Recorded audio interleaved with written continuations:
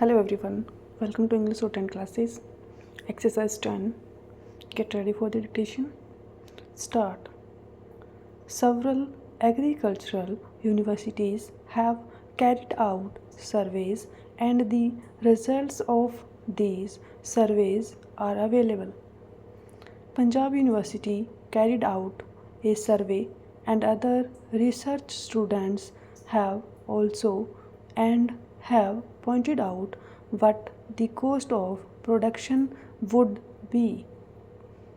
For instance, in regard to wheat, they have arrived at the finding that the cost of production would be in the region of rupees 320. Yet the procurement price is fixed at rupees 305.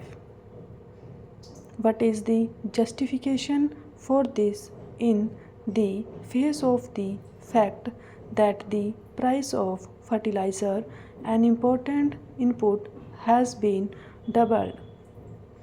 The prices have increased considerably, and many types of pesticides that are in the market today are adulterated. What steps have the government taken to ensure that the pesticides that in the market for sale to the farmers are of the right quality and are not adulterated ones?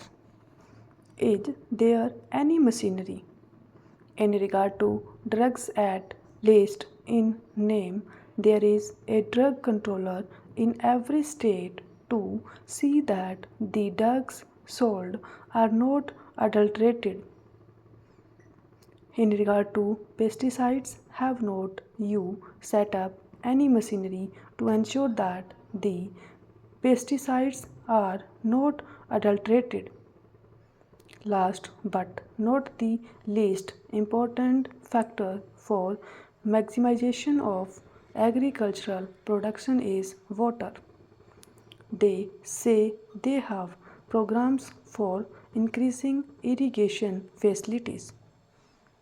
During the fourth plan, they wanted to bring in a considerable additional area under irrigation so that they could have assured water supply.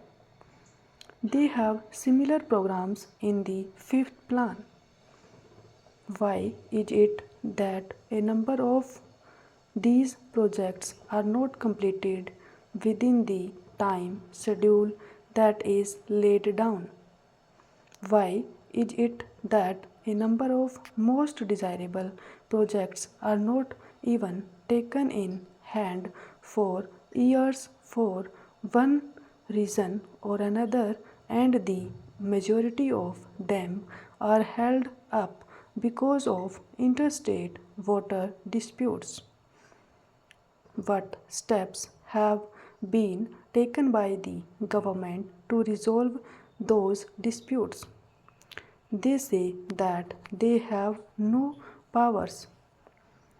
What is the good of their saying so when the ruling party is today in a position to pass any legislation that it desires, even to amend the constitution as often as it likes, and yet does not take steps to settle these issues, which would result in self sufficiency in food grains and also in respect of many vital cash crops needed for important industries? Why is it that we are unable to take any steps to settle these disputes and allow them to continue with no end in sight?